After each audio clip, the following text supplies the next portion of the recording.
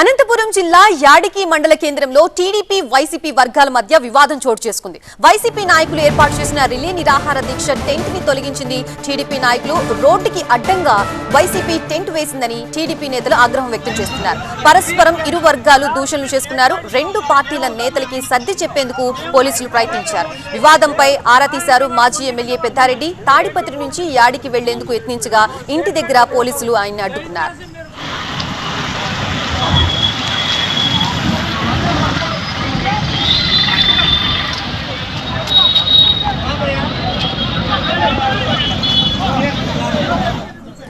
డిఎస్సీలో అక్రమాలు జరిగాయంటూ ఇవాళ ఏపీ వ్యాప్తంగా నిరసనలకు దిగింది వైసీపీ. ఇవాల్టి నుంచి 4 రోజులు దీక్ష చేస్తున్నారు ఆ పార్టీ నేతలు.